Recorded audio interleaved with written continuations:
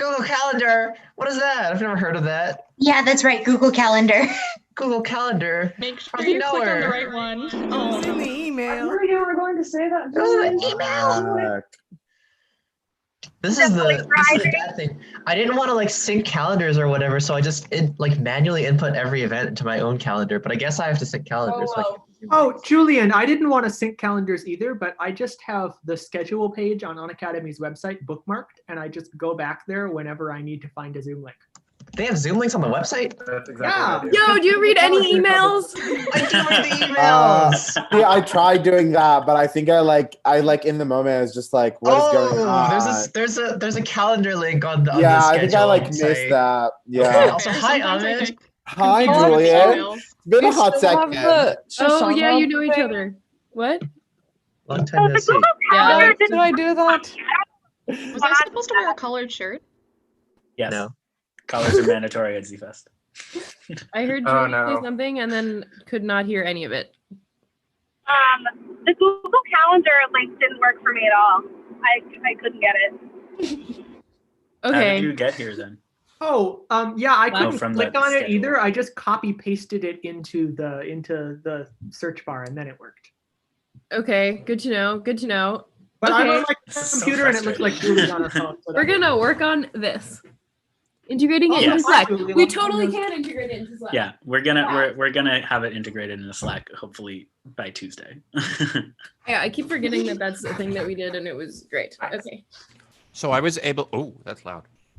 I was able to get the Zoom calendar to show up in my Google Calendar by finding the right link and pasting it. I'll post that link in the Slack for anyone who wants. Awesome. That would be awesome. Cool. But yeah, we will The time integrate it zones are with gonna Slack kill and then me. Slack will be really annoying and tell you every time that there's a meeting. The Zoom links in the calendar don't include the meeting password.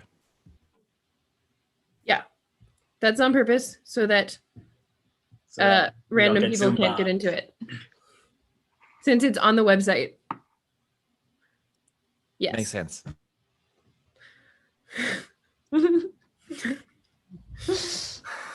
I don't know how I feel about this.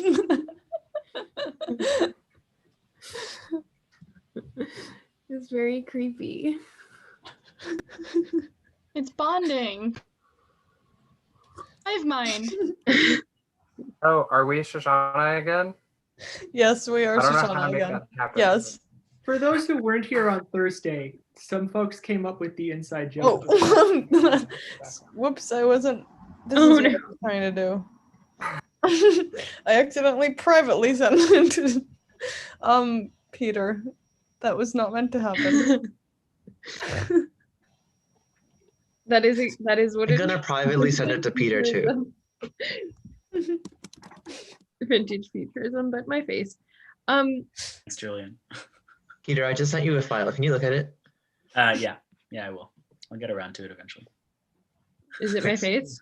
It's your face. Peter, I did intentionally send you something first though, so that's why I accidentally sent you that. Yeah. So I have tea again. I have tea too. Yay for tea. What kind of tea do you have? It's like blueberry tea. It's like what I had at the back of my thing, but it's pretty good. Nice. I have a dark Okay. feeling. I'm guessing we're at Coffee gang. most of the people that are gonna be here. Yeah, I guess this is a quorum, as it were. Quorum. Great. Well, welcome everyone. Oh, Yes. I think Lara and I are having a very private conversation over a private Zoom channel. So Got really confused. nothing needs to happen. no. Yeah. Hello everyone. Yeah.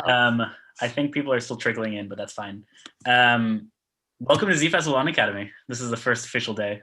We're definitely gonna do a little Z picture at some point today. Oh my So god. start practicing to my figure God. out how to make the Z on Zoom again so that it looks like a Z and not an S.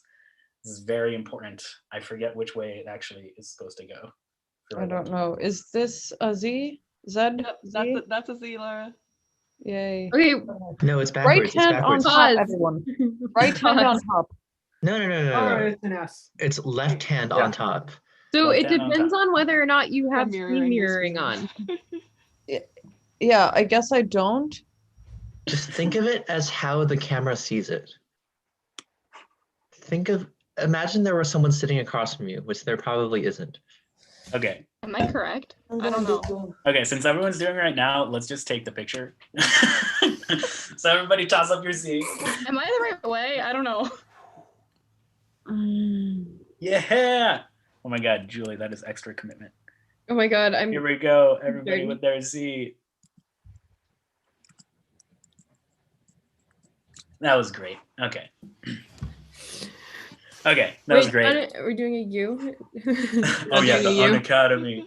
Oh yes, Laura. It feels very like football to me. I don't really want to support it, I have to say. Yeah, welcome everyone. This is very exciting. I know there's a bunch of familiar faces here. I think we've met everyone at this point, so that's great.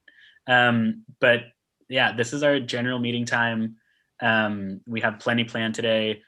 Before we get to anything, I just want to make a few introductions for people so that you know all the people involved, so that you're like randomly like, who the hell is this person? But yeah, I guess first, since he's in this chat with us, John Rott is here. We don't have an official title for him yet. It's very elusive, but his role is very well defined in that he is going to be supporting these general meetings and helping us lead discussions, creating like sandboxes, play spaces, exploration times for us during the Sunday meetings. Oh, Dan, I love it. Yeah, so we're going to be talking about graphic scores today, which should be very fun, and doing some exercises with that. So definitely stay tuned for after the business stuff. But yeah, in addition to John, I'm sure some of you know Luke and Amelia. Luke Demrosh was a guest artist over the summer. He's our technology coach for the fall. Amelia Bray was our comp coordinator over the summer and is our project composition coach, as I like to call her, for the fall. These two people are great resources. They're here to help. They're here to give you advice, inspiration, help with writer's block, do whatever you need. Feel free to reach out to them on Slack. They're available. When it gets to the like group portion of everything, you should definitely like schedule times with the group. They have plenty of hours in their day to work with you all. So don't hesitate if you need anything from them. Yeah, I think just one last thing before I turn it over to Shoshana for the business stuff. This is a space explicitly for you. And we want to make that very clear. We're here to support, encourage, empower, inspire you. John, Luke, Amelia, the guest artists, Shoshana and I, we're all here to give you whatever you need to make things during this time. We know this time is hard. We know this time is weird. We know some of you are working jobs. We know some of you are tuning in from around the world. But yeah, please be vocal in your concerns, in your needs, and we will try to give you as much support as we can. Yeah, and let's just make some goofy, beautiful, political, impressive, I don't know, whatever kind of art you want to make, but let's make it. Great. So yeah, I think with that, I don't know, I have a Gertrude Stein quote. I'm a very big Gertrude Stein fan, so I'm going to read a Gertrude Stein quote, and then I'll turn it over to Shoshana. It's a very quick quote. The story behind this quote is that the very end of it is on a building at my alma mater. It's on the side of the building. You can barely see it. And the building number is 39 and a half. Interesting. I forget what street it's on, but it's 39 and a half. So it's a very wonderful building. And the quote is from Gertrude Stein's Composition as Explanation. And it reads, "Continuous present is one thing, and beginning again and again is another thing. These are both things, and then there is using everything." So with that, let the Unacademy begin, and let us have some fun today. Welcome all. I've heard that quote a lot of times from Peter in the last 5 months. I just want you all to know that. I'm going to go through a couple more points, which Peter mostly touched on, I think. Just saying that like the space, which we're hoping that like most people will be able to attend most of the time, which it looks like we have as we said earlier, a quorum, and it'll be like a space to make sure that we can check in with everybody, everything is going well, nobody has questions, all that sort of thing. You know, we love that time. And also reminders, which I will get to later. And then this like exploration section, which is like just going to be this series of topics that we hopefully all explore together. That's part of the reason we asked you in the acceptance form, like what stuff you were interested in looking at. And we took that and planned the next couple weeks. I think what we're going to be doing today, we're doing graphic scores. Next week, we're going to talk about dissemination of stuff on the internet, but we'll have a better title for it. I don't know. It'll be really interesting. It's going to be great. And then after that, we're going to do a little bit of like electronic stuff and working with DAWs in a way that we hope will be super duper fun.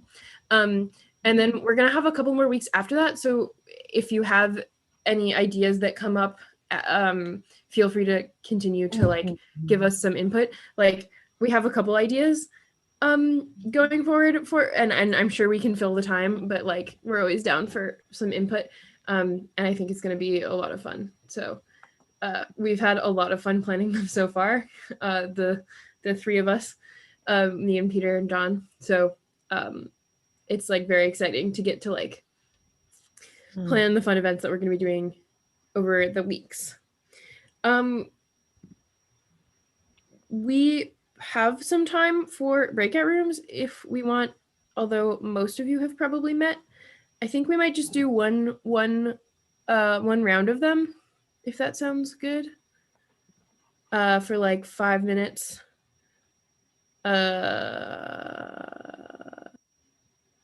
Should we let you choose?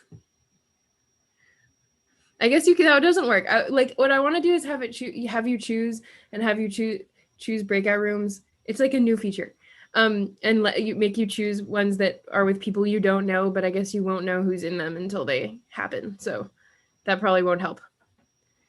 We should just do it anyway. Let them choose. We love choice here. Okay. I'm creating breakout rooms and you have 5 minutes and you can choose them, or I guess you could also stay here if you want. And hopefully you don't all join the same one. And then we'll come back and continue this meeting. How do we do that? Is it not working?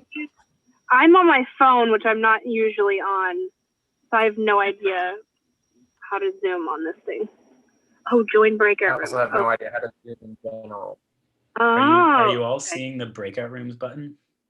Now I do. I had to I had to just tap my screen. If you tap your screen, it should pop up on the top left. Yes, I see it. Maybe this was not the right. I'm not getting one yet. Julie's in one. Me neither. I'm Julie, one of them. Did we need to update it to see? Yeah, I don't think I'm on the newest. Yeah. Oh, that's fair. If we're I not would all on really the... like to be randomly assigned to a breakout room because I hate decisions. Yeah, this is okay. That's okay by me. I have to This is close proper them. chaos. Can I just Yeah. like? Oh, I can assign you. It's just gonna take a while. God damn it. Zoom asked me if I wanted to update and I said no. It's just said yes. Yeah. I'm assigning you all randomly. Yay! Oh no, there's only one person in one room. By the way, Nick, there's someone named Nick Fanili, right? Who's in Z Festival? Because I just got an email from him. I was like, so I replied to an email he sent, and then I was like, okay, cool. By the way, there's a meeting for Unacademy right now. Shouldn't you be there? Thanks, Julian. I just thought maybe you forgot. Anyway, hopefully it shows up soon. Bye.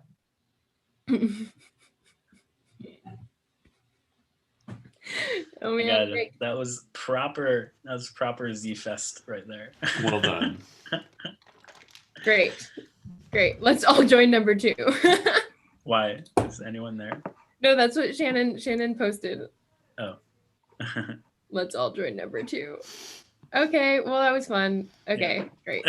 I'm gonna grab some water. Welcome to Z-Fest. It's great. It's exactly what I would have expected. Really? Yeah, so far. Interesting. Is 3 p.m. Eastern our target end time, or do we want to try to end earlier if we can? I think that's the plan, especially if we do like a little bit of a break. I think that'll be good. Like that's okay. Cool.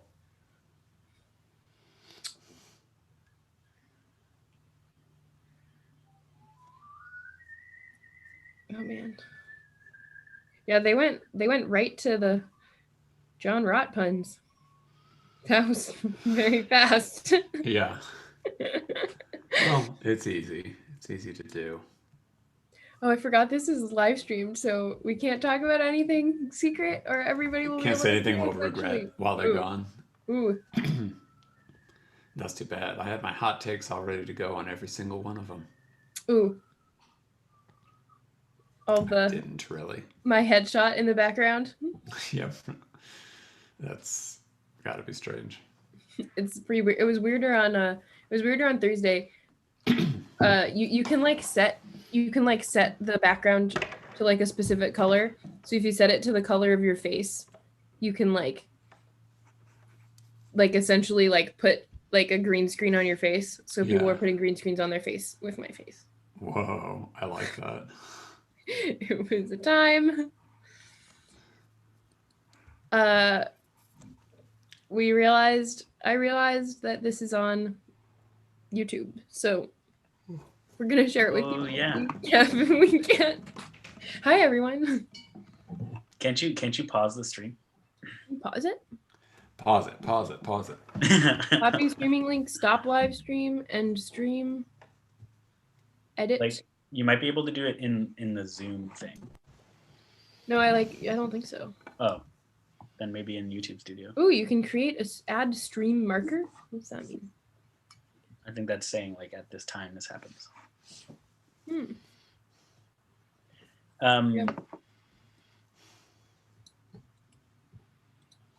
I'm gonna message you privately, Shoshana.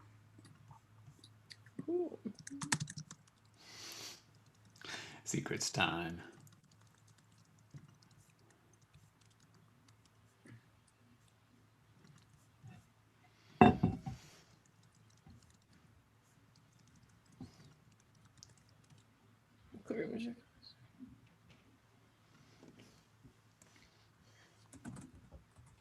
That was like, as far as like secret messages go, that was not that exciting.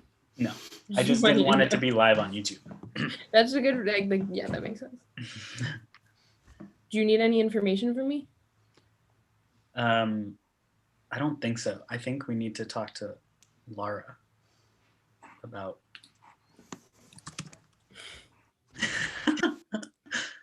gonna like speak in broken sentences. Did you know about the who did the on the that doesn't if you're gonna do this shit, at least do it to John too. Yeah, that's true. So he knows that it's literally nonsensical. It's very sensical. I'll just assume it's all about me. That's fine. Oh shit. Oh my god. Oh, they're back. Ah. Oh, we've broken out of breakout room. We cannot Got continue this yeeted. anymore. Of course, my goodness. We lost a person. We were Why? at 21 and now we're at 20. Oh, What happens with breakout rooms and Nope, streaming? never mind. How does that work? The main room gets streamed. Yeah, we realized No, that. Oh, it's stuck. Okay, never mind. So now if you want to watch what happens when you all leave and go into breakout rooms, you can watch the YouTube stream, which we'll be sending later today. That's true. It's really exciting. Inside look into the world of Peter, Shoshana, and John. Wow. It was really exciting. It was very exciting. Okay. Yes, Isabel, that is when we talk shit about you all. Wait, Daniel, Sorry. why is your like Zoom? More importantly, It's how? the YouTube stream. Are you using OBS? I'm on a Mac, so OBS can't do that on a Mac. Wait, so do Oh, you that's have fair. the link to the stream? Yeah, you posted it. Someone posted it. I think you can also click on it on the top and it takes you there. Oh yeah, it's in. It Zoom knows it. Okay, Oh, that yeah. makes sense. I don't think I posted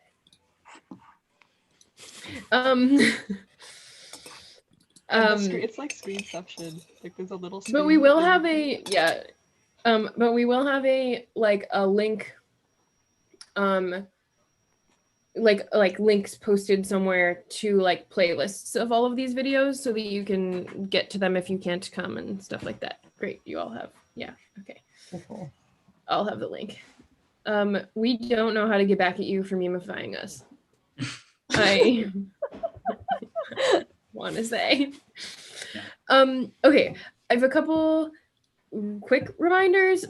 We sent out an email about media release, which is just kind of like random business we have to get. We could maybe send the link in the chat, but it's also in an email.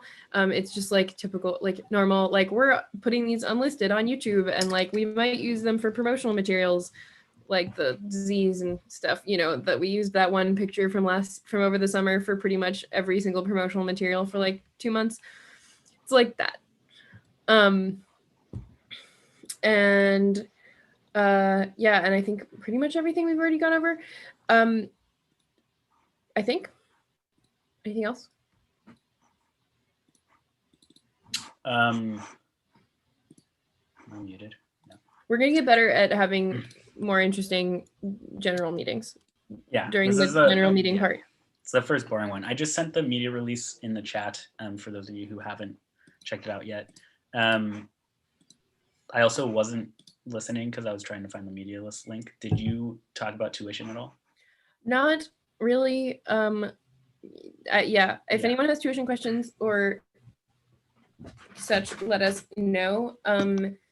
And there are just like a couple people who haven't let us know what's up yet, and we just want to know what's up, and that's it, I think.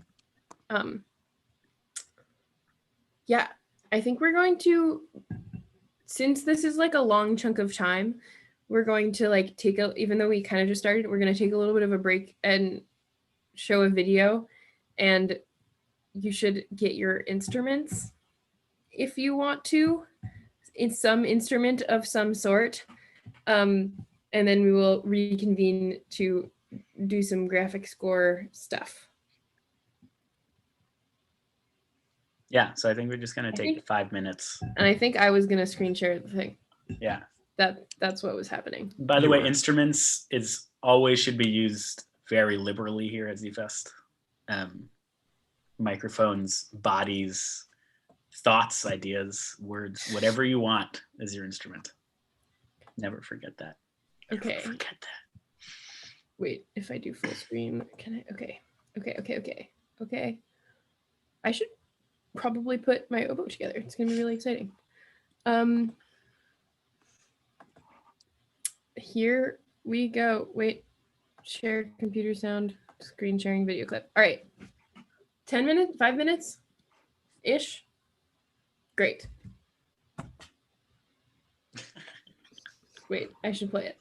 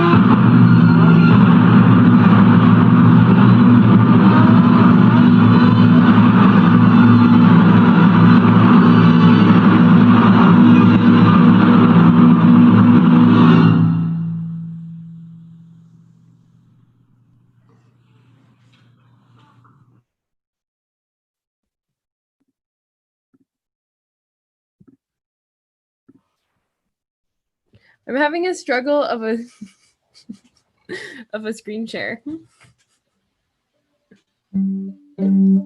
I was hoping we would get to see second oldest trick in sleight of hand next, because that's also been showing up in my recommended, and I don't know. It's been in mine for so long too. What is that? I don't know. I don't know why. The algorithm. It's Z-Fest. I just enjoyed seeing Rachmaninoff and Bach up to I know. I don't know why. I don't know why. Oh, like this is the Z-Fest YouTube. No need to be shy about loving Rachmaninoff. It's fine. Yeah, no. It's not a guilty pleasure. Isle of the Dead is great. Yeah, I was trying to find the chat for a long time because Peter had messaged me to go forward in the video, but then I found it and then it obscured the video. This is great. Okay, that's a graphics score. Yeah, so with that we're gonna get to that a little bit more. That's a really cool new music festival that John can talk a little bit more to. I introduced John before. I just wanted to give him a little bit of a space, and then we can go straight into the graphic score stuff. But if you want to introduce yourself at all, John, and say a little bit about yourself, like that would be a great time. Sure. Hi, everyone. I'm John. Like we alluded to earlier, my title is unclear. So if you don't know how to think of me, that's fine. I also have yet to figure out how to think of myself in this space. I'm not like the professor. I'm not the distinguished guest, but I'm also not like, I'm not just a participant. I don't know. I'm here to facilitate. I'm here to ask you hopefully some really interesting questions and lead discussions.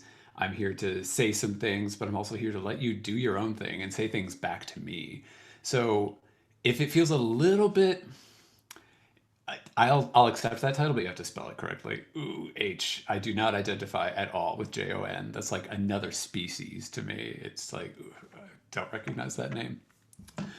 If this feels a little classroomy, I personally don't think that's a bad thing. But if it feels too classroomy, like do something to disrupt that by all means.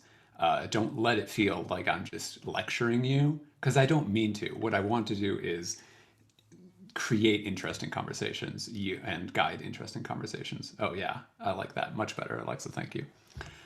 So about me, I don't know. I'm a guy, I live in Denver. I just finished up a year of teaching at the University of Denver, where I was the chair of the composition department there. I have degrees from Oberlin and Columbia. So if you're from the East Coast or the Midwest or the mountains, I'm here to represent you. I also grew up in the Midwest. If you're a West Coast person, I cannot relate to you. I'm sorry, we have nothing in common. I play the piano. I compose, I conduct, what else is there? I like to teach. That's about it for me. Who's in Denver? Stacy. I don't know you, but I should get to know you. I think that's it. That's it for me. You don't need to know anything else about me. Do you want me to, like, is this now segueing into the thing, or do you have more to say, Shoshana or Peter? I think it should be the thing. Let the thing ensue. Okay. The thing hereby begins. So as we said, we're here to do graphic scores. Now, graphic scores can mean a lot of different things depending on the context and the crowd in which you use them. So at the risk of this feeling a little bit like I'm fishing for participation right off the bat here, because I kind of am, I want to ask, and this is an earnest question to all of you, does anybody want to try to define graphic score? What does that mean? And then we can go from there. Just like jump in. No need to, do the whole click, raise your hand thing.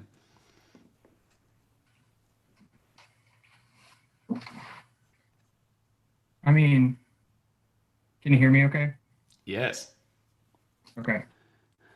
I mean, it's, isn't regular notation already kind of graphic? It's images and or anything that is musical or to be translated into musical material. Visual material to translate into musical material. There we go. Answering the question with another question. I love it. Oh, I see. Everybody has access to writing on this whiteboard. Wonderful for all. Yeah, Isn't normal notation already kind of graphic? That is exactly the reason why I'm asking. Like, it is kind of graphic. So like, where do we draw the line? What makes a graphic score a graphic score? Oh, that's a little small. And not just a normal score. Can anybody hazard a guess as to like try to zero in on that? For the record, I'm not looking for exact answers. We can start from, I would start from, on a very general level, you've got some sort of image and you're interpreting that in some way. And with normal notation, we usually have, there's some parameters like pitch and rhythm that are pretty clear, and others like timbre that aren't as clear necessarily. Well, it depends on the composer and if they've come up with another system of notating that. But I guess it's just focuses on different parameters or leaves various ways for performers to interpret things in ways that a normal score might not. Absolutely. I'm glad you said the P word, because we are going to hit that hard real soon. Can I ask a quick question about wording? Yeah. Just since I don't know if I have access to the board or don't know how to access it, can we use the term staff notation rather than normal notation or standard notation? Little pet peeve inherited from one of my professors. He introduced me to, in order to not be Western normative, you can just say staff notation and then like acknowledges that it's not the only notation or the oldest one. Absolutely. Thank you for that. I'm trying to not really editorialize the comments as they're coming in, so I will just add this to the mix. But did you say you cannot see the board, or you just can't write on the board? I don't know how to access the board as far as writing on it. I can see it just fine. Okay, great. And I figured that you're the main one writing on it anyway, so. If I can chime in, I think another P word that might come up is you could say that in standard notation we have an existing like translation paradigm that is completely thrown out once we're working with a so-called graphic score that needs to be interpreted from scratch. Yeah, I think following up on what Tate just said, I feel like staff notation has a cultured code behind it, and graphic notations are trying to push against that and create something where you have to encode it in real time. There was a thing Lara said, I guess this goes with the encoding. It's about interpretation. It decides which ideas are going to be interpreted, or what areas of the music are going to be interpreted by the performers in a different way than traditional notation does. So it's really about that decision. Who decides which things will be interpreted, which parameters will be interpreted? I think that's depends on the score, really. Sorry. That's a good question too. Depends on the depends. Sometimes the composer might provide text that will indicate some sort of directions, but that can vary a lot. Ultimately, it depends on. Sometimes there's no directions, and then the performer has to make all the decisions. Yeah, I think it ultimately depends on the environment. If it's like a small chamber group, I think most likely it's up to the performers. If it's in a larger ensemble involving conductors, I think it usually might either be either something that comes to an agreement between the performers and the conductor, or the conductor themselves decides. Mm-hmm. Let me add the conductor in here. I'm with you on all of that. I think might this is even sometimes be audience or other factors relating to the performance. Love it. The Yeah, audience. it's like what was it? Treatise from Cardew. He's just got the notebook about him making it as like the only thing you have to like help you interpret it. Otherwise, it's just the graphic score, and he's like, do whatever you want. Yeah, I or performed or decipher it. Yeah, I've performed bits of Treatise, and it was definitely a lot of, okay, what do we do with this? Yeah, what is he? Because like with that one, I think he's trying. There's a like visual language to it. It's just deciphering what all the symbols mean. It is still notation. It's still telling you stuff, but it's just using more abstract iconography as opposed to standard language. Yeah, I like said that. language. I like the idea that it's still telling you stuff. Like it is notation. We still have notation in there. We still have score in there. We are dealing with the concept of communicating something from a person in a role that we might think of as composer to someone in a role we might think of as performer or interpreter. But the details of that stuff are changed. You know, a certain thread of Western musical development spent a few centuries working on codifying and standardizing that stuff. And this is an attempt to move away from that.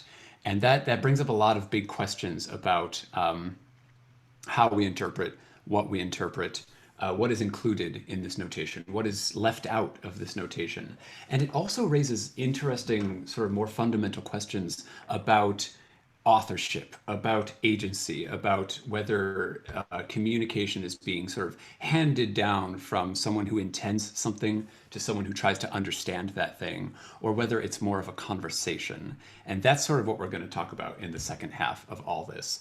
But first, I want to dive into one more sort of objective discussion thing regarding this. And it is, again, this word parameters.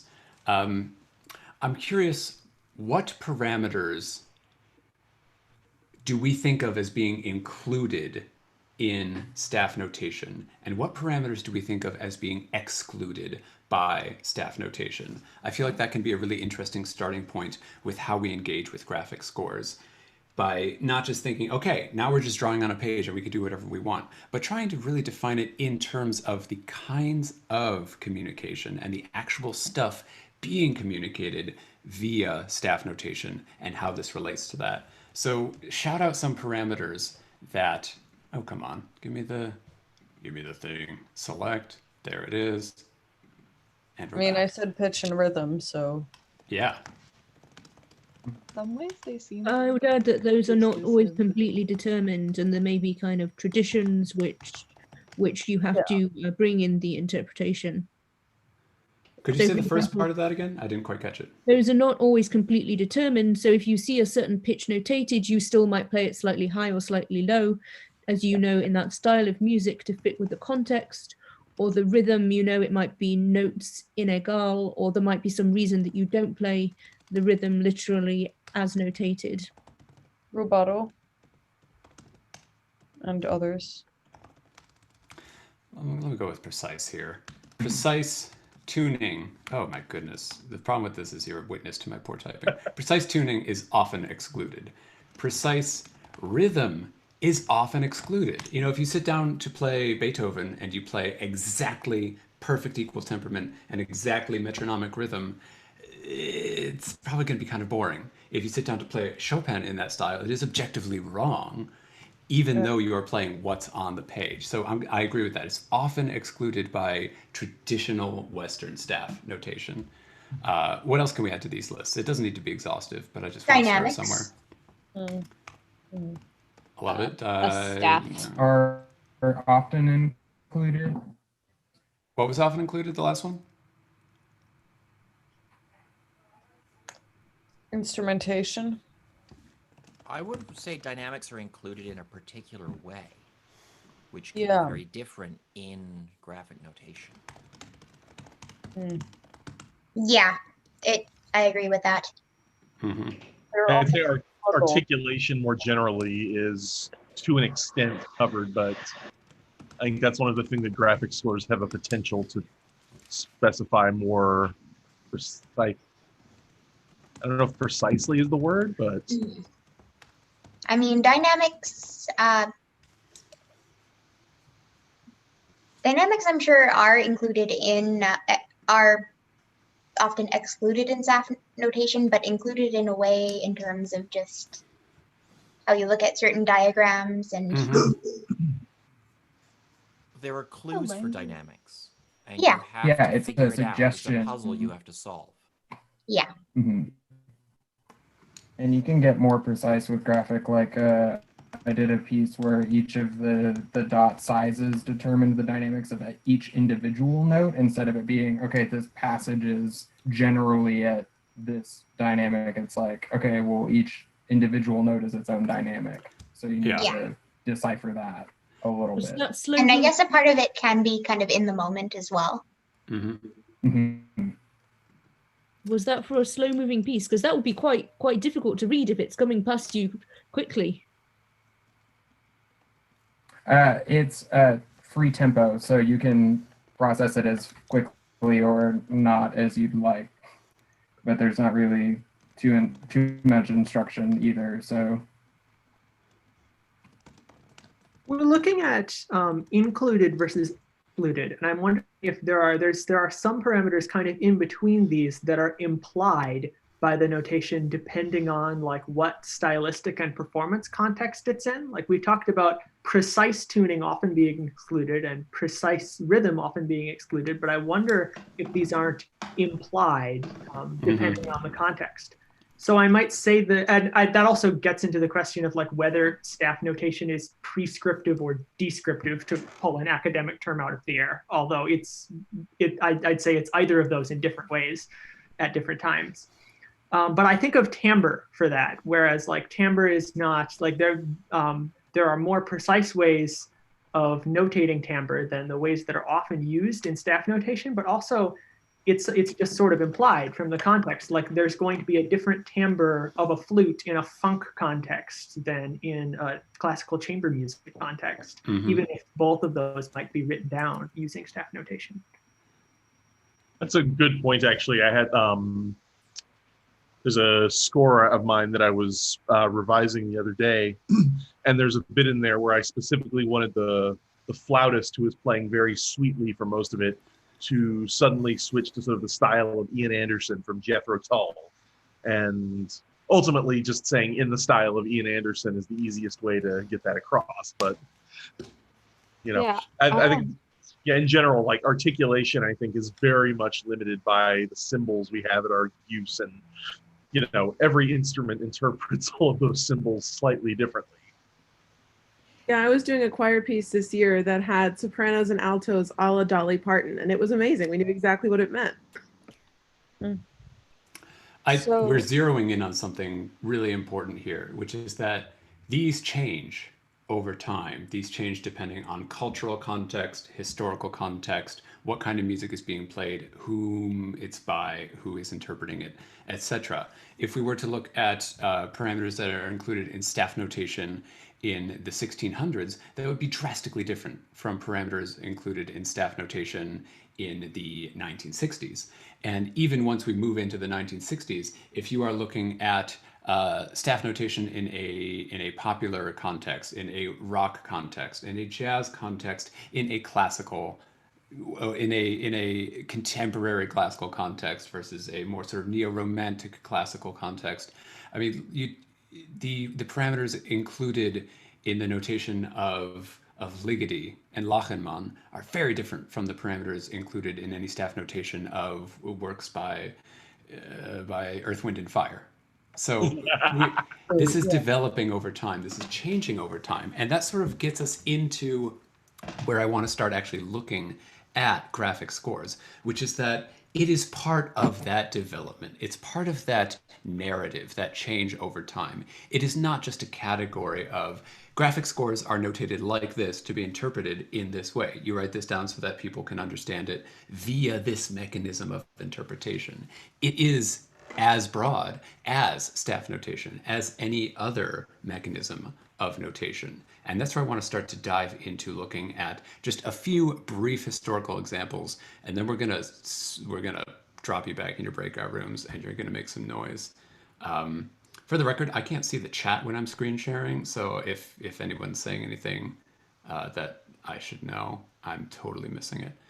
Does anybody have last words on what's on this board here before we jump over to look at a few graphics core examples? I mean, there's after you. Are Lachenmann's scores graphic scores, or are there staff notation? Discuss. That was me. Sorry, I would have Yeah. said it loud, but you were talking. Both. Since they're shaped like staff notation in some ways, but they have other elements that like they tend to represent. From what I've looked at, they tend to represent very specific parameters. But from what we've said, it's not. When I think of graphic scores, I often think of things that the composer is leaving up to people who are not the composer. But as we said in the notes, it doesn't need to be that way. It could be the composer deciding the parameters, but sort of deciding new parameters, which we see Lachenmann doing a lot. Yeah, sorry, I'm not very focused today. I have a couple more It's not a standard or graphic. Are you wanting to look at graphic notation as like a wider realm, including the possibilities from staff notation? Or are you wanting to look at it as something entirely different? Me specifically, or is that a rhetorical question for everyone? Or anybody with? I think of it as a spectrum. It's Like, is it's staff not one notation or a the other. subset of You graphic can notation? implement. I've got more items to add to our list of things that may be determined by the staff notation. Although I see the conversation has now moved a little bit more in the conceptual direction, but I think that we should also consider mood and character because graphic scores, they often can be quite kind of emotional, quite artistic, but then often in the staff notation, there are these performance directions, which are sort of part of the score and sort of not part of the score. And there's a lot of ink spilt over interpreting text descriptions, particularly when they're in a context that goes across languages, use of French, German, other languages. And then another one, which I think is very interesting to think about, is when the technical means of achieving a sound is specified, and how that might or might not be able to be separated from the idea of the sound that should result itself. For example, if in a score it might say sol G to play on the G string, and that's how you should play it, but then also it is specifying a little bit how that is going to sound. Mm-hmm. Yeah, especially once we get into use of literal language rather than the language of musical notation within staff notation, we are already starting to branch out. And there are plenty of examples of very traditional notation that is accompanied by sentences and paragraphs of explanation of exactly how this should be performed. And maybe that captures the mood very efficiently, a la Dolly Parton. And maybe it doesn't. Maybe the composer spends a paragraph telling you exactly how to hold it, exactly what sound you're going for, when maybe they could have just said sound like Hendrix and they would have gotten the point across. Absolutely. There's this idea of reference and how we handle that when we start to move beyond this shared, understood convention and codification of staff notation. When we're referencing something outside of that, how do we do so? And that sort of opens up this question of agency and who's in charge, who gets the credit for composing, and of course, along with that, questions of traditional elitism and whatnot. But we're saving that for the second half. Any other thoughts before we move on? Because I want to entertain every notion, but I also want to keep things moving. There's a balance somewhere in there, I know. It's just very interesting you mentioned Hendrix, because I have found that that is like when you're writing for electric guitar in particular, that usually making some kind of reference to a particular well-known performer and their tone and that kind of thing is by far the most efficient way to get that kind of thing across. And why is that the case for electric guitar? I would say it's because timbre is so flexible. Yeah. And timbre, as default, not as change, as I've sort of written in shorthand here. Like, yeah, we specify timbre. You say this is for oboe. I want it to sound like an oboe. But what about when we deal with instruments that don't have that centuries-long standardization within the narrative of Western music? Exactly. We need to go beyond it. And that yields this kind of reference that is really at the heart of what graphic score is. We're referencing ideas outside of staff notation. And we do so via language, we do so via imagery, we do so via reference to, existing history in a way. Sorry to jump on that. I just got excited because it's so closely related. Anyone else? I'll give you 5 seconds to jump in.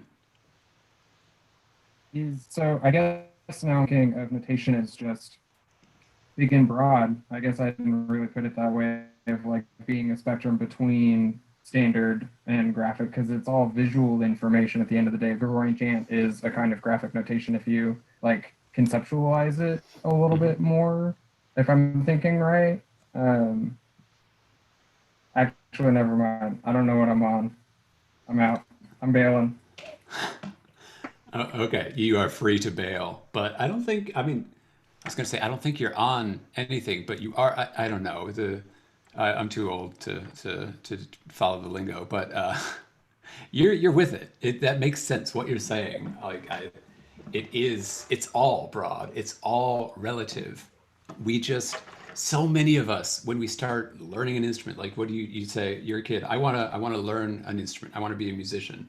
So that means you buy a cheap violin and you start taking lessons with a nice lady in your neighborhood, and you just start learning this very particular narrow language of notation.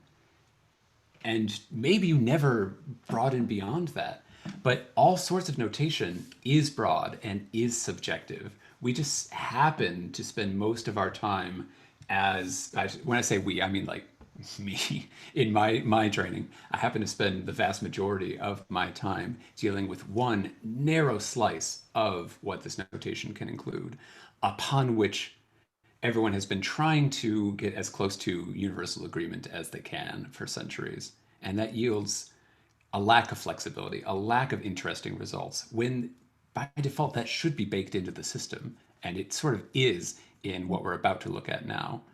So I want to pivot, with apologies to anyone else who's still sitting on burning ideas. I want to pivot to spending the next, let's say, 10 minutes looking at things, and then we're sending you to the rooms.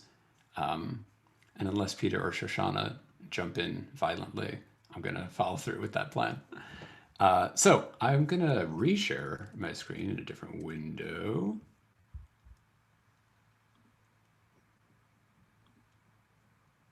Good Yeet reference. See, I don't even know what that means. I'm older than I look. I know I have a baby face, but I'm not as young as I look, unfortunately. Okay.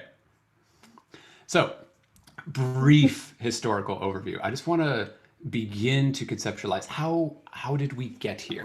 So this is not an unbroken narrative trend. This is not here's the origination, here's the next step, here's the next step. These are brief snapshots along the journey. What we're looking at right now is the piece 25 Pages by Earl Brown. This is from the early 50s. And what we see here, I'm not going to actually play it necessarily. I'm just going to kind of click through the score. Oh, if it will load. Come on, internet. What we see here is a sort of hybrid where we take staff notation as it existed immediately prior to this point in history, and we're starting to break out of it. And how are we doing that? I would say specifically by shifting parameters from included to excluded, and then a little more subtly shifting other parameters from excluded to included. At this point, Brown is removing precise rhythm and all sorts of related precise rhythmic information. Do I need to refresh you? My goodness. From the list of included parameters here. We no longer have standard rhythmic notation that we would be expecting. Instead, we have no precise rhythmic information whatsoever. Oh, I'm now realizing that this is not really a scrolling score as you would expect. It is just a really slow pan in the wrong direction up the score. Okay, that's not as helpful as I thought it would be. But you get the picture, right? So Earl Brown is one of the composers whom we tend to think of as having begun ushering. Ushering, that's a good one. Yeah, thank you. That was a real Freudian slip. He MC ushered the 5-line staff. I like that. Ushering us away from the typical list of included parameters in staff notation. This is still staff notation. I still see a grand staff with 5 lines on each one. I still see naturals and sharps and flats. I still see triple F and FP. this is most of what was accepted as standard within staff notation. But we're just starting to shift things.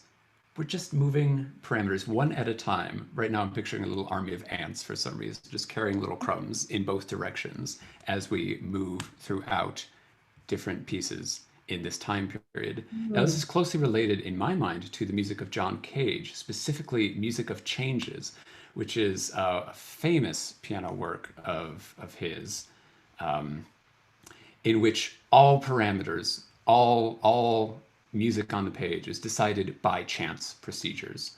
As such, the rhythmic information is, I mean, honestly, it's looking forward to new complexity. It is beyond what could be reasonably or easily communicated by traditional staff notation. And so he's gone away from that in similar respects to Earl Brown. John Cage here he's connecting things. He's connecting notes with beams. Here we've got a quintuplet. Here we have an eighth note. And yet there's so much other more complex rhythmic information laid on top of that. The constantly changing tempos. It's always either speeding up or slowing down. The fact that this is all based on spatial notation, where it's not the bars and the beams that indicate how long something lasts, but rather where it is physically on the page. These are steps, baby steps, away from the standard order of parameters on which side of the divide toward, as we continue to look at works like this, toward, here's an example, again by Earl Brown. This is one of his more famous works.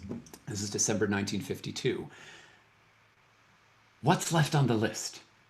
Now, we know this is by Earl Brown, and we know it's written about the same time as this music, so that's our context. We can make presumptions about how this should be interpreted, what a vertical line might mean, what a horizontal line might mean, perhaps which direction we're reading on the page.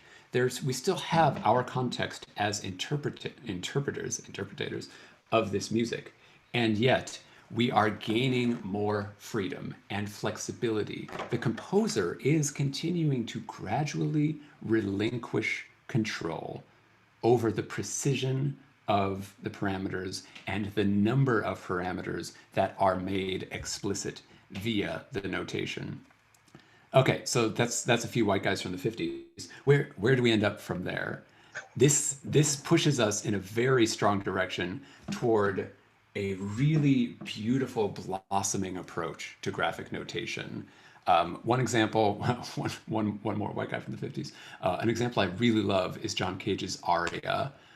The score is here, and this is like a proto version of some of the beautiful work we're going to see by Wadad Aleo Smith, by others, in which color, we've been composing in black and white for centuries, in which color is brought into play, in which color is used to communicate different parameters.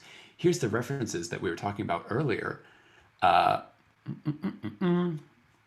vocal lines are drawn in black with or without parallel dotted lines, or in one or more of 8 colors. These differences represent 10 styles of singing. Any 10 styles may be used. What? Talk about relinquishing control. This piece says, okay, I want yellow to be fundamentally different music from blue, but you can decide what yellow and blue are. That is, to me, a fascinating and hugely important step in the development of this notational practice. Now, just in case you want to follow his ideas, Cage does then proceed to list which styles were used by Kathy Berberian in the premiere of this piece. So dark blue equals jazz.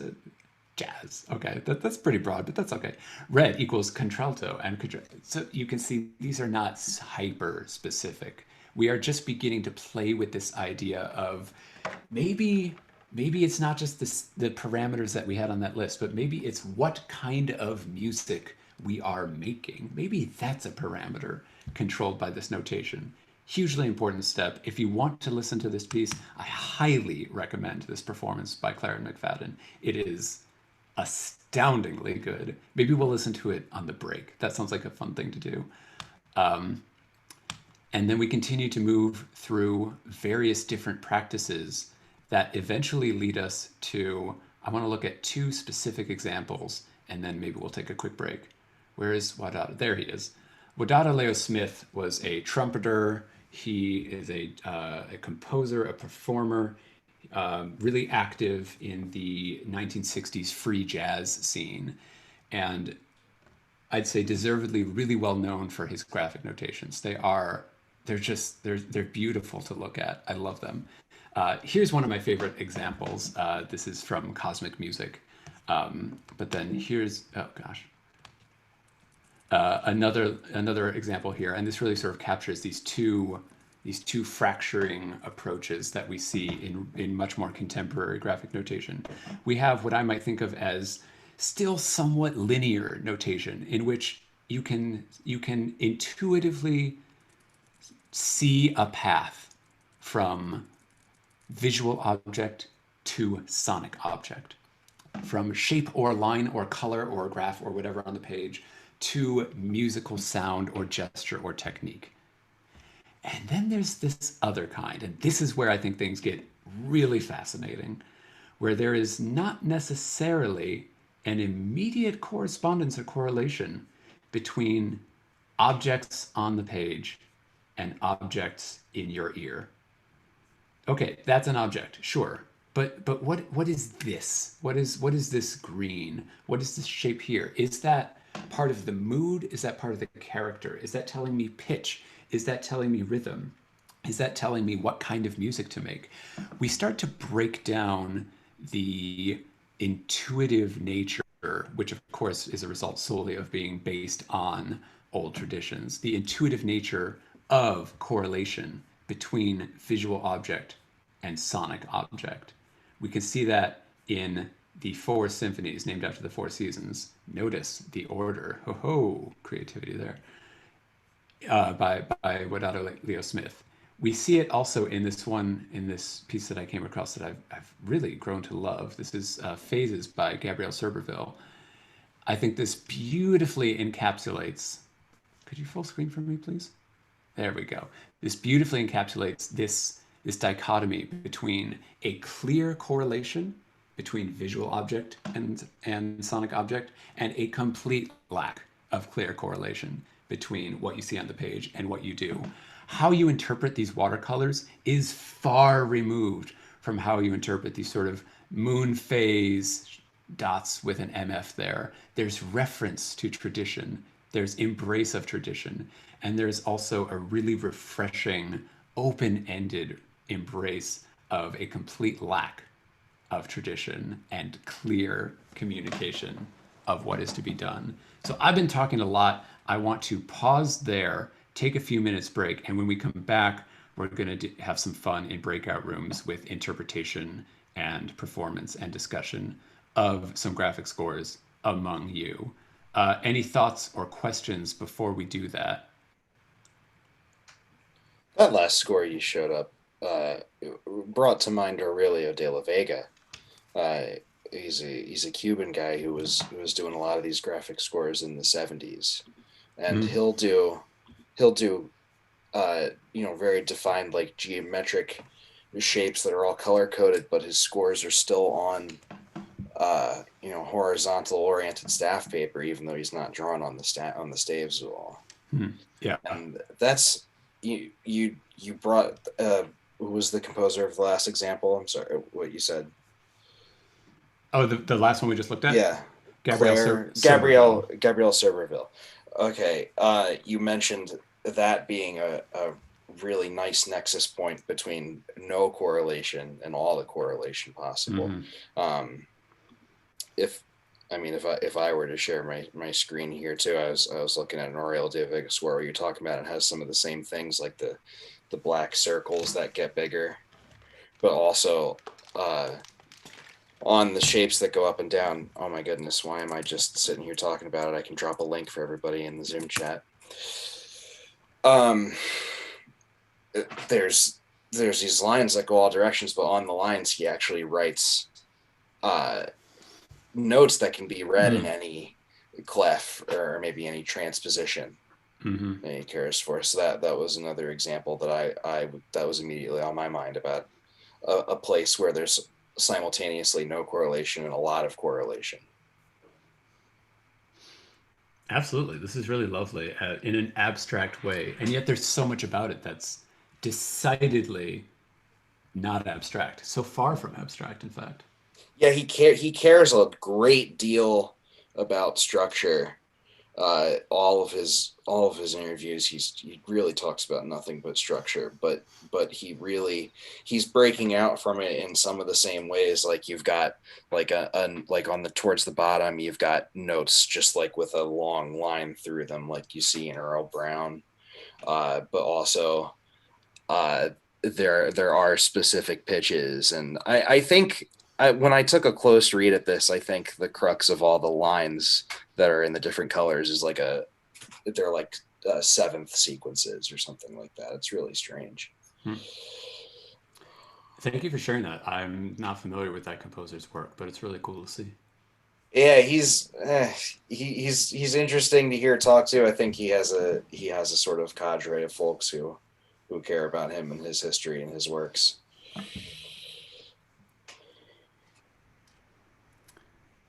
Anybody else?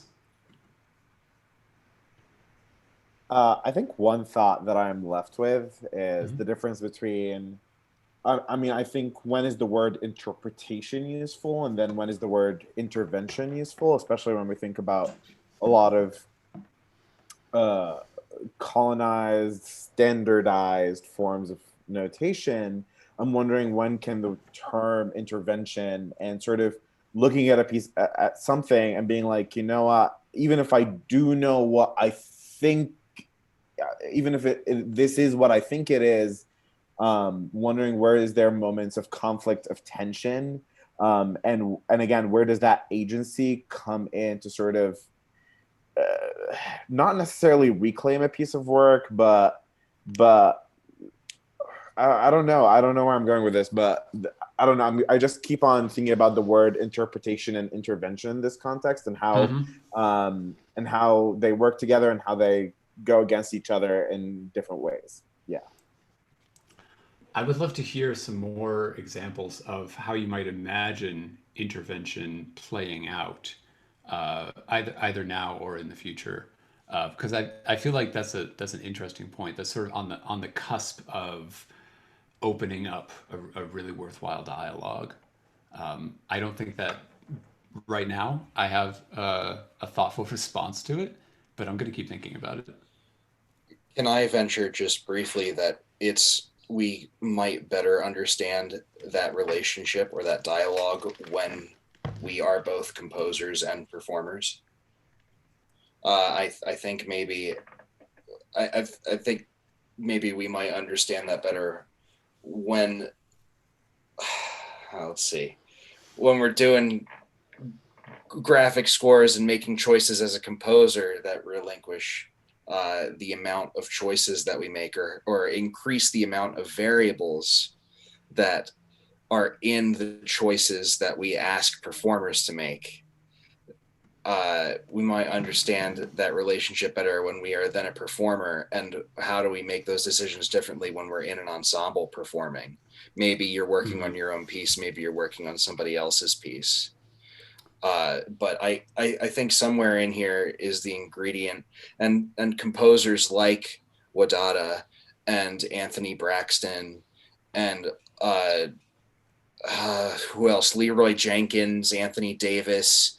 I think they have, even though some of their scores are far less graphic, they also would have a lot to say on interpretation or intervention and what the decision-making process is like when you are composing or when you're performing, or maybe even if your composition practice is related to whatever performance practice you are working on yourself. Well, funny you mentioned that, because you are all about to be composers and performers and in ensembles in like 10 minutes. I guess, sorry. One thing that came to mind for me is kind of going from the other direction that this is going in with Music of Changes. You were saying it was going in the direction of new complexity and things that are too complicated to play. And I guess that's another type of situation where the performer has to make choices about how they interpret something that's not possible. Absolutely.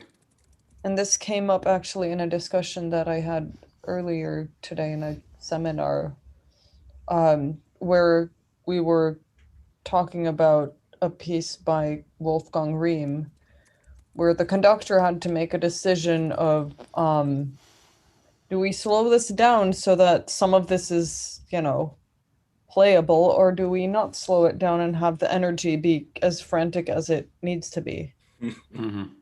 I think for Rim, it's the latter. Yeah. No. My professor agreed with that. And he was also the conductor, so yay. Absolutely. Yeah, I almost brought up Aaron Cassidy in the context of when we were earlier talking about graphic scores that are, or staff notation that verges on graphic, because it's entirely graphic, a la Lachemann or etc. Okay, I feel great about taking a quick break now. 7 minutes, 5 minutes, 10 minutes. Thumbs up for 5. Thumbs up for 10. Thumbs up for somewhere in between. I saw the most activity for 10, so we're doing 10 minutes. It's 12:17 right now. Peter, Shoshana, anything you want to say before we break?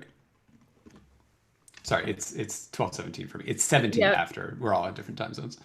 Come back at 25 and we'll have breakout rooms set up by then. Cool. Do we want to have options for people? And if there's an option thing, then then we have to set that up so I can set up breakout rooms. I'll drop it in the chat right now, and then people can respond if they have opinions over the course of the break. Or you can relinquish opinions and just, take it easy for 7 minutes or so. So like if you want to do a specific score, we'll put you in a group with other people who want to do that score. That's what's happening. Yeah. Works for me. Slack notification. Do you want to play a video also? I wasn't going to play a video. I was just going to drop some images in the chat. Oh, sounds good. Love how we're all like weaving out in the chat. There is by the way, I forgot to ask there is, yes, absolutely a composer named Leroy Jenkins. Leroy Jenkins! That's wild. I have a Leroy Jenkins. Let me see if I can pull it out right now. I've got the one record I have by him is one of my favorites. If you don't know, Leroy Jenkins is also like the name of a meme. Yes. Classic World of Warcraft meme. The idea is that in World of Warcraft, you need a lot of... Oh, you know. Okay, good. Well, if you don't know, you need a lot of strategy and a lot of teamwork. And so there's like a video where there's like a team, they're like getting really ready, like, okay, we're going to do this, we're going to do that. And then there's a teammate named Leroy Jenkins, and then he apparently has not been listening to the strategy talk at all. And he just runs face first into the enemy and says, Leroy Jenkins. And then I think they lose miserably because of it. Cool. There he is from 1976. And it's Leroy Jenkins on violin, Andrew Sorrell on drums, and Anthony Davis on piano. Nice. That gets in. This is these musicians are sort of an antecedent in my eyes to the third string movement, a breakout of free jazz and people getting interested in modern classical as well as jazz. That's probably something I should present on at another time. Of course. It was staged. Don't want to get into that right now. What? Oh, Clarissa said it was staged. I think I have heard that. Still, it's a good joke. Oh, I'm sure. You had to put a lot of effort into making, an unregistered hypercam, World of Warcraft recording back then. Hi, Alexa. You couldn't just capture a moment like that in those days.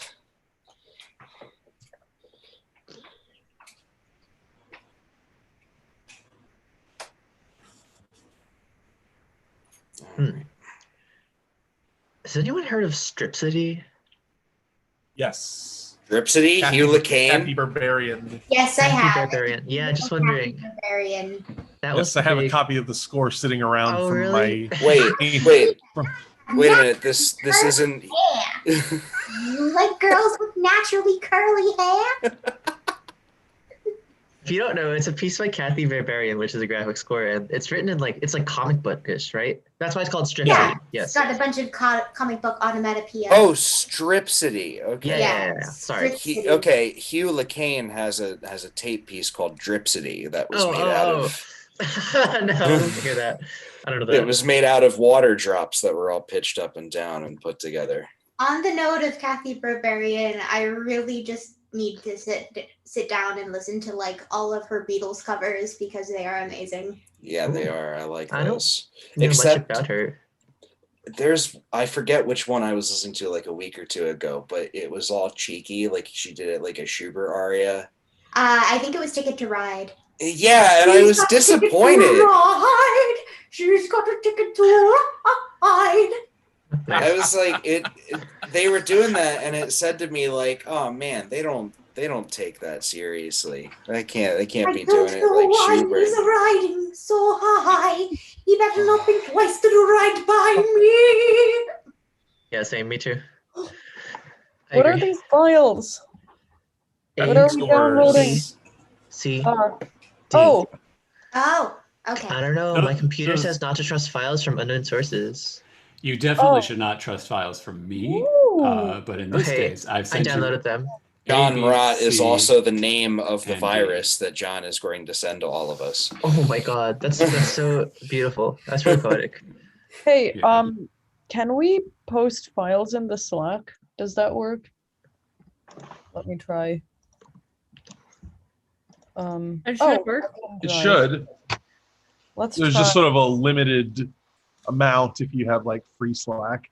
Has anyone here played Toho before, like the video game? Oh, I know what to do. Which game? Toho Project. It's like the bullet hell. No.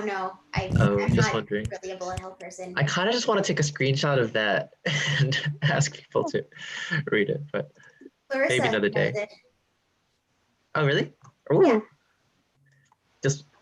It's known for having these like firework-like displays of just tons and tons of colors and shapes on the screen. I feel like that would make a good graphic score, don't you think? Let me send a picture as an example.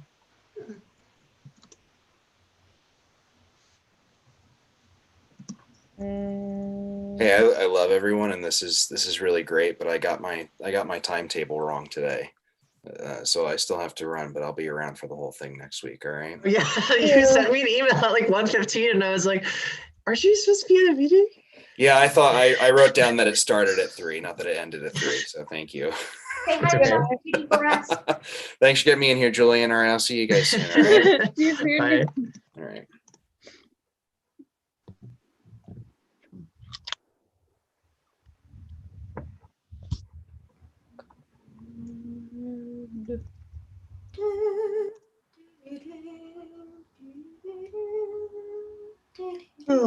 So the projects are doing like a little under 2 weeks, right? Yep. Oh my god, that's terrifying. I don't even know what I'm gonna do.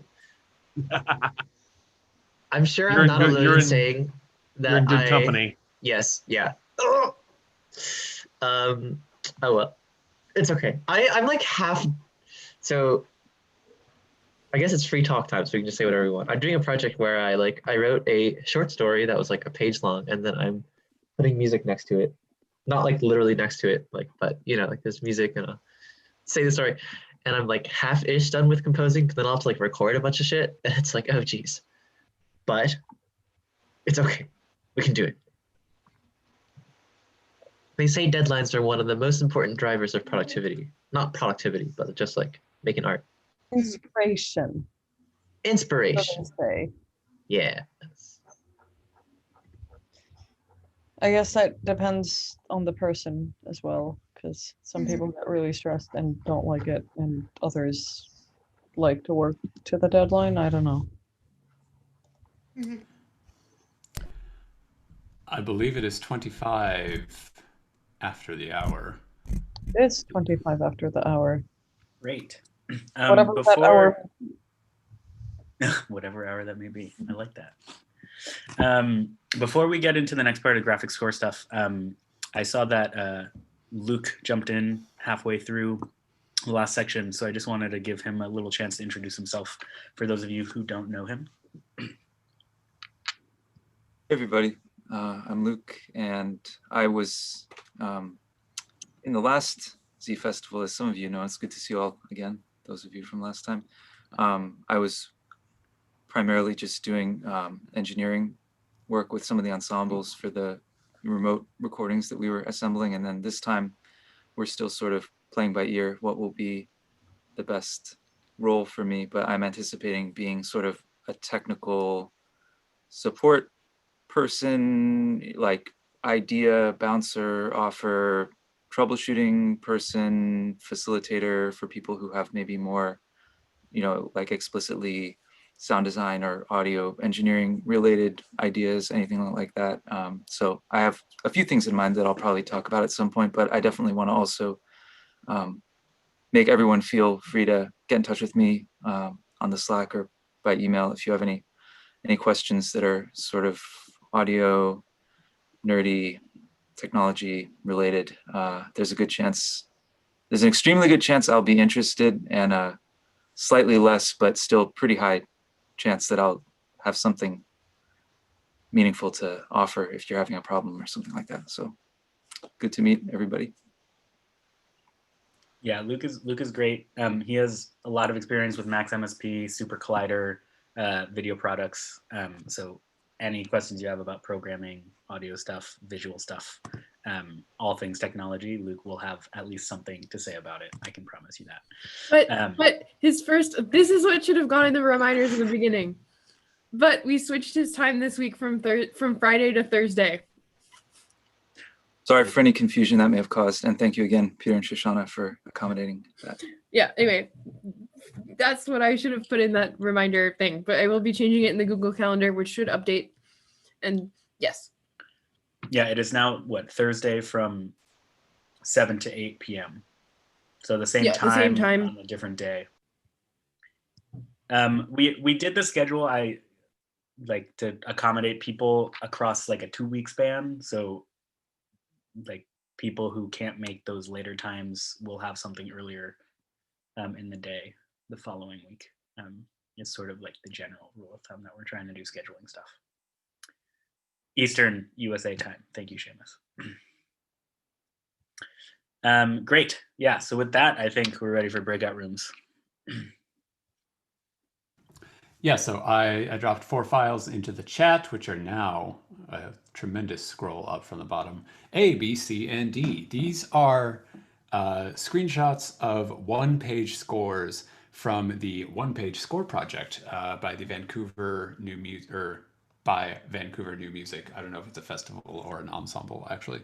I don't know much about this. I honestly just came across it in looking up graphic score stuff fairly recently.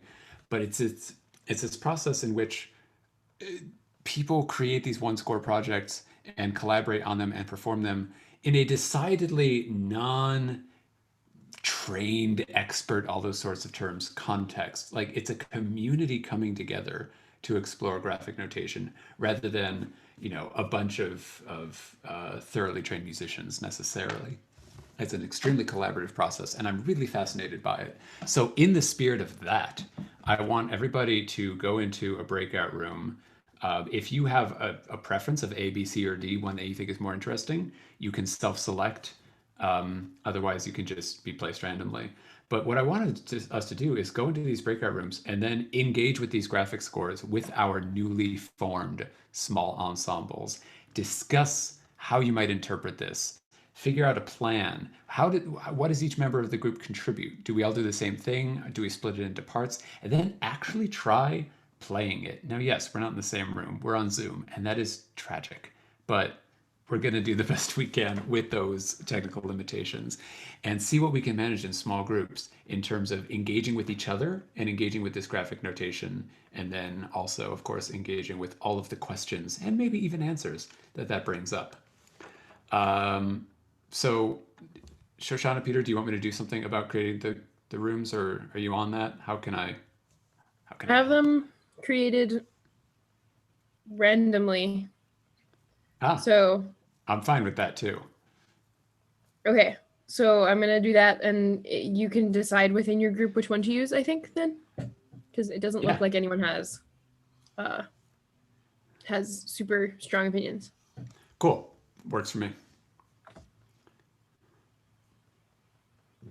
Oh, I gotta change the time. Oh wait, don't go. Shit. Oh no, what do I do? Get about. What were you trying to do? They were at 5 minutes. So now they're only 30 seconds. I don't know what to do. Or Close them all. I closed them, but then It's okay. We're speed running graphic scores. Let's go. Well, but now they close in 37 seconds. Any percent. You Any know, percent You can't completion. close and we're them good. without. If we need to send wait here anybody for a message, 37 I think. seconds, that's Just okay. tell them to come back. No, it's not okay. Come back. It's Okay, 37 seconds of Wow, music. I hope they're really speed running. And I can't broadcast Using all the message to glitches they them either. We broke Zoom. Zoom broke us. Maybe that's a good thing. Oof. My fault for being like, yeah, I'm totally ready. Zoom still has the limit of like 3 audio at a time or something, right? Mm-hmm. Has that changed? Streamers, least- remember the full pink moon? Yeah, for Full Pink Moon, it was like, why are there only 3 people sounding at a time? And then we all learned later, and it was like, oh. Yeah, I thought it was their fault. And I was like, Sorry, everybody. Also, everyone was muted, so I couldn't hear anything Duck was doing, which is very sad. Okay. They should be good now. Sorry about that. right, bye everybody. Bye. Hi. Sorry. I don't know if there's a way to extend the time when you fuck it up. That's a good question. Oh, John went to a room. Oh, yeah. I guess we can like float to rooms, right? Yeah, I don't know if I don't know. John is in room 1. Oh, which is only 3 people because I'm. Duck is not joined. Okay, now Duck's joined, and Callisto is still not joined. Oh, Callisto's here. Maybe another time I'll jump in for fun. But today the only thing I have that could function as an instrument is this. It would. Nice. I mean, That's great. it would add some nice white noise maybe, but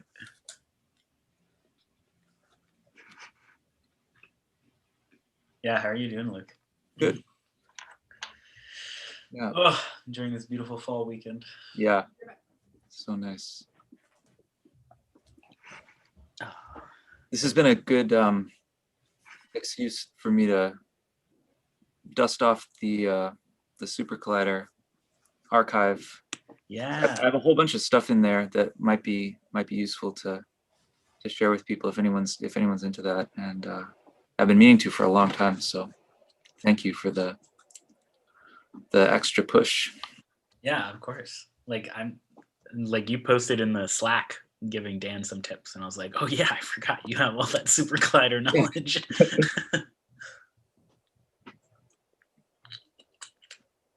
I keep meaning to do something too, because like the last time I really seriously did pieces with Super Collider, or Max for that matter, was like right when I was just getting into recording. So most of my samples were not that great. I was more having fun with like manipulating the samples. Sure. But now that I know so much more about recording and have so much more experience and equipment and stuff, it really is like, I should just get it together and just do some new pieces, because it would be so cool to like really record them in like the material in like a sumptuous way before doing stuff with it, you know? You want to do the ZFest projects as an impetus? I mean, maybe I'll just do an independent, just slip it in at the. Oh yeah. Oh, and bonus piece by Luke Denver. Yeah, exactly. Exactly. Yeah, because I feel like that is a really weak link in a lot of electronic and electroacoustic stuff that people produce. Like even when the treatments of sounds are really, really interesting and cool. A lot of times, like the source material, you can tell is just not that great. Like it might be from a field recording or something where there's like a lot of background noise and there's like not a lot of dynamics and stuff, and that can be cool too for its own aesthetic. But yeah, I love that kind of stuff. I don't know, because like lo-fi sounds or bad recordings, when you like stretch it really long or compress it really high, it becomes more like, interesting. You get super spectral feelings to it. It's great. I have this weird theory about that though, that like if you listen to something that's only sort of lo-fi, like if you listen to a bunch of things that were all tracked onto like a cassette that was overloading, I feel like it just sounds sort of lo-fi.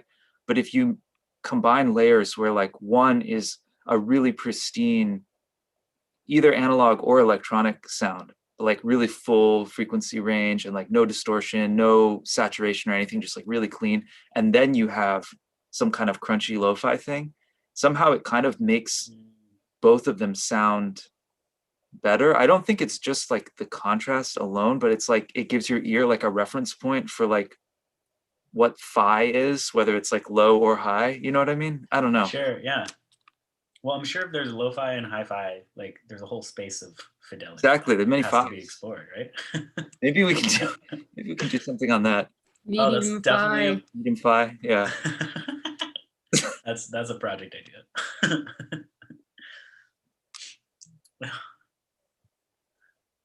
I'm so glad everyone will be able to watch this. Oh yeah, we're live on YouTube. Well, Unlisted live. Unlisted. This is just some real talk. Yeah, we're all about the real talk here at ZFest. We should have an event, Real Talk. And just have people come in, and I guess that's kind of like Isabel's project.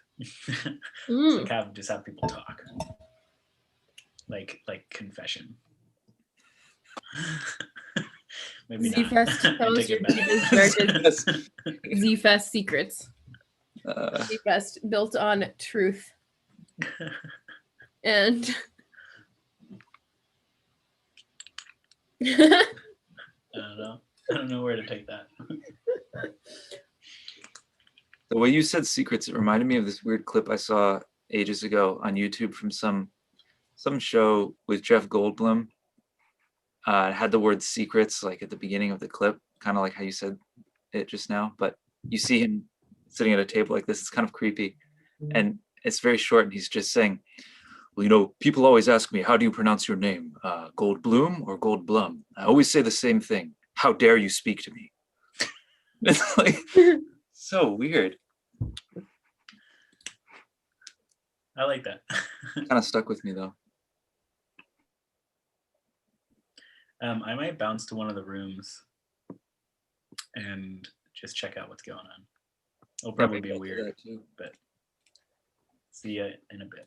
Is that cool if I do that too? Yeah, I'm gonna go to room 3. Yeah, I will. Room 3 it is. Oh, you're going to room 3? Oh, sorry. Yeah, I'm gonna go to room 3. You go to Are you going to the room you're assigned to, Peter?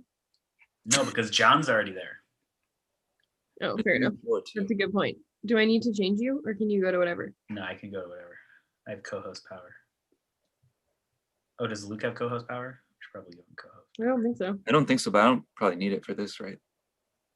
What room are you going into? It's always weird to me that I'm not assigned. But I guess I can go to whatever. But yeah, you can go whatever. You're the host, Shoshana. I don't want to interrupt. See you in a bit. I'm just gonna have my face be on YouTube. I mean, you can edit this too. I guess that's true. I mean, it's live, so I don't really know. It's probably not worth it. Like, I think we'll just be like. You can edit live, but like after the fact, I never mess around with that, but I'm pretty sure you can do that. Yeah, it would make sense. Yeah. Yeah, I guess we should do that. We should send out the email and be like, here's the link to the unlisted thing. You probably want to skip the part where it's just like a couple of us sticking around. That is true. Did you see that, or maybe Peter told you, or you already knew that the new, relatively new Zoom update that has the higher quality audio? Yeah, I heard about that. You already got, that's like. Well, I heard about that, but then what? I was just gonna say that's like, it's still not amazing, but compared to how it was before, especially if you play yeah, like an instrument that has a lot of harmonics or something that would get really like dead sounding with the older Zoom, it's way better for sure. Like I thought that that was true, but then I had like an oboe studio class where like someone was trying to play and it just like it was still horrible. There's still some stuff that you might need to turn off, like with the echo Yeah, like- insulation. Maybe they didn't do that or Yeah, something. I don't know. It was a person who like thought they had done all that stuff. Really? It was, I don't know. It's like I found that it's very sporadic, like, and like really the only way to make it work is to have a USB mic. Yeah, It just that's yeah. true. But That's true. I wonder how long is left. I left them for actually what happened was it was supposed to be 15 minutes. Mm-hmm. Wait, I'm just gonna message Peter and like see if he thinks that it.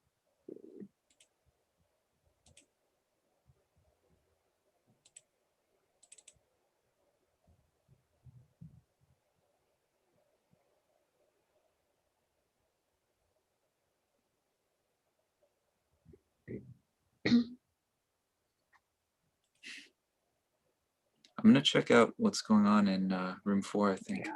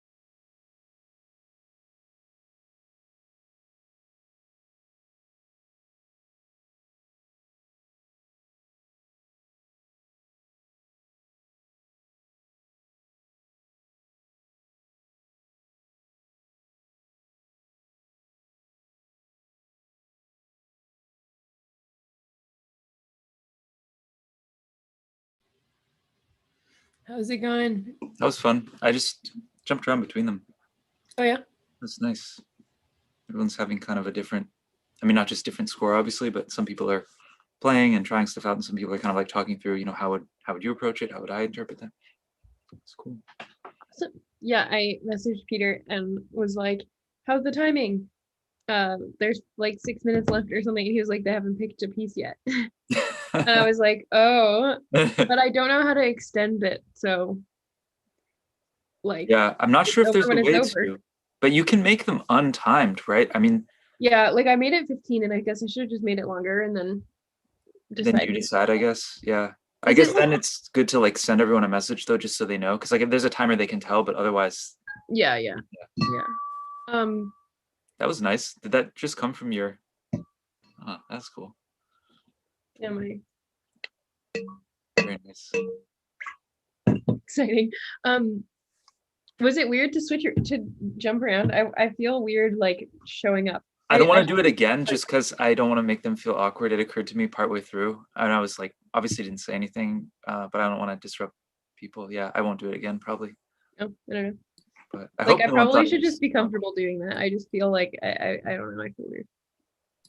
If anyone rewatches this who was participating and felt uncomfortable that I jumped into your breakout room just to see what was going on, I apologize.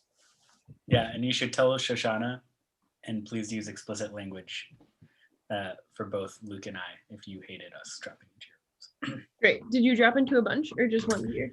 Yeah, I went to all of them. They're really cool. So you both jumped around? Okay. But I mean, Peter can, you two should have the most license to do whatever you want. I feel like I'm maybe overstepped my just. No, not at all. I think it's better for people to know that you're like a resource of whatever. I don't know. Oh, I totally missed that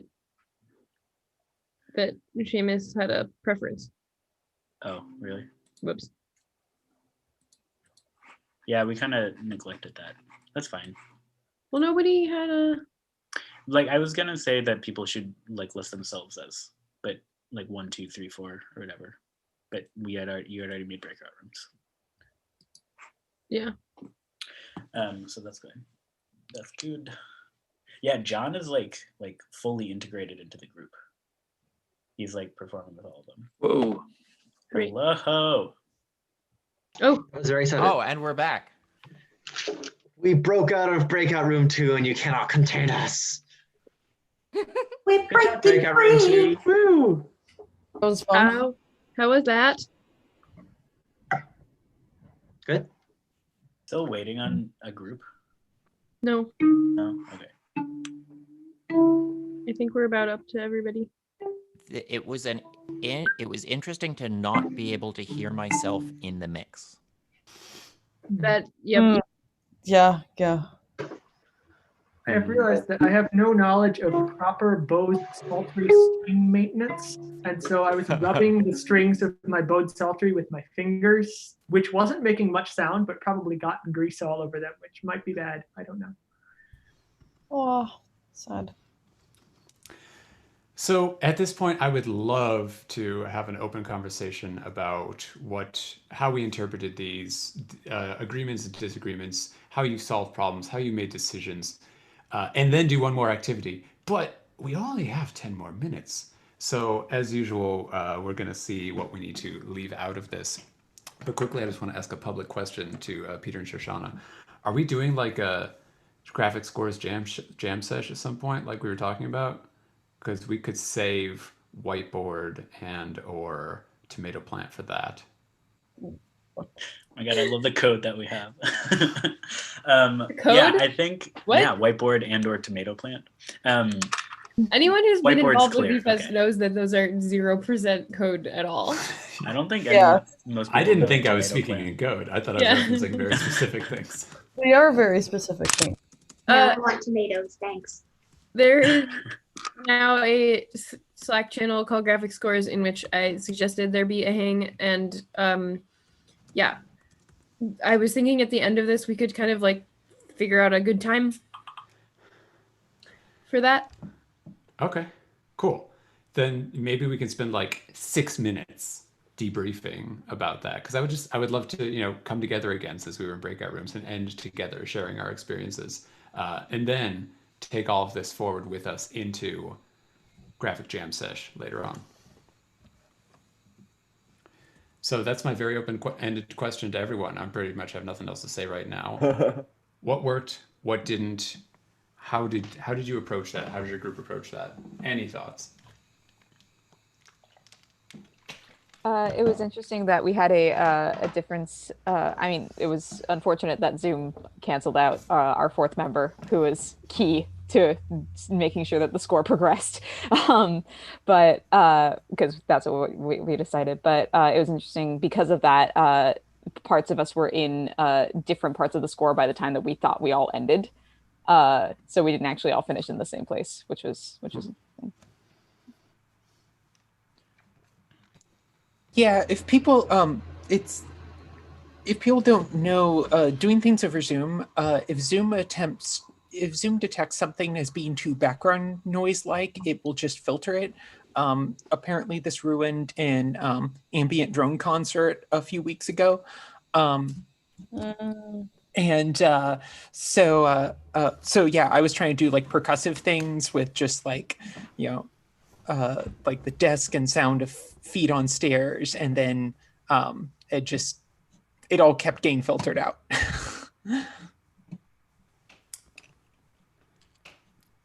Yes, it sounds like people are aware of the original sound setting and that we always want that on when we're creating music. But yes, that's all. Yeah, we should have reviewed that real quick. Yeah. Have the high fidelity mode enabled for 48 kilohertz transmission. Yep. Is that a new setting? Because I don't have that one.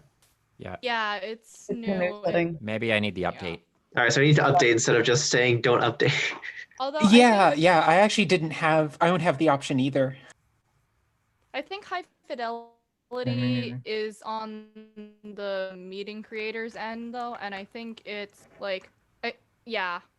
No, I saw it available.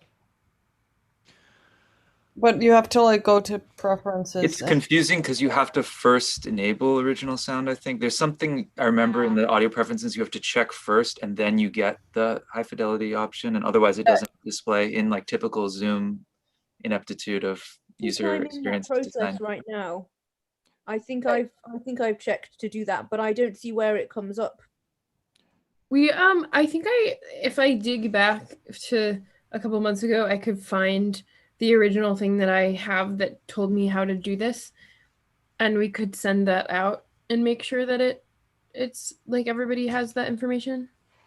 I was sent instructions on how to do this just the other day as well, if that's helpful. That's probably better, honestly, with Zoom updates. Maybe we can put that in the chat or something.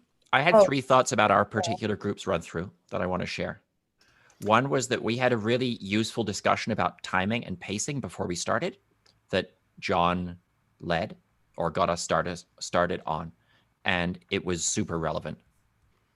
2 was that there were 3 occasions during our mini performance when my reading of the piece was strongly influenced by what I heard from others, and that was really cool because we were just sight reading something. And 3 is that everyone's perception of something that's happening over Zoom is different because my own audio feed is missing my own part of the performance. So everyone gets a different perception of, or a different view of what's happening. That's really cool. That's all.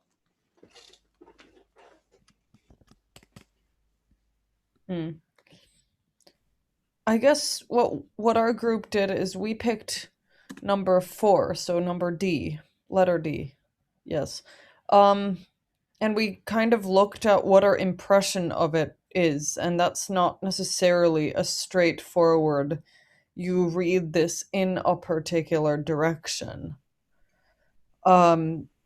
It's more things intersect and interact, so we kind of went with that and tried to capture the character more. And I mean, I was looking at the score but also reacting to what other people were doing, maybe more than following it in any particular order.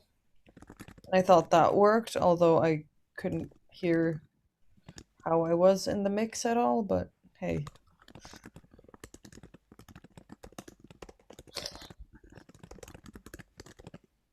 Yeah, I took it as very gestural, kind of broad, because yeah, we did. Yeah, it was D, so it was very just kind of. What does it feel like? Not so much direct musical information, I guess.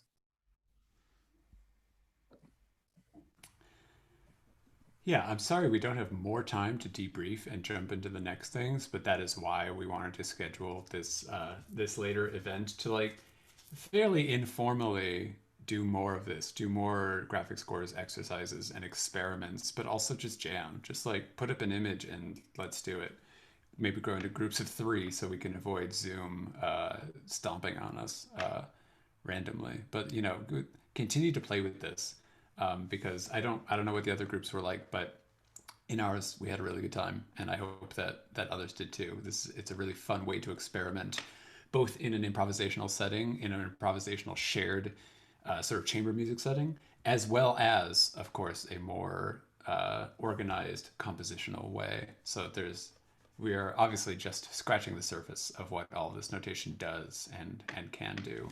But I think at this point, Peter and Shoshana, if we want to schedule, maybe we'll spend the next couple minutes doing that. Like, yeah, I don't know if people wanted to do a jam like later today. I know like some of you are in later time zones that probably wouldn't work great for, or if you want to find a time later in the week. We can like suggest times or a poll or something, or yeah, I feel like just like quick show of hands, like does anybody want to stay around like right now and just keep doing some graphic score stuff? And if not, I think we should post a poll in the Slack channel. Oh yeah. And people, yeah, we can make poll in maybe a Google Slack. form. And we'll find a time this week that works for everyone. Yeah, when to meet, maybe a doodle with a few specific times. But yeah. Okay, cool. We'll do that.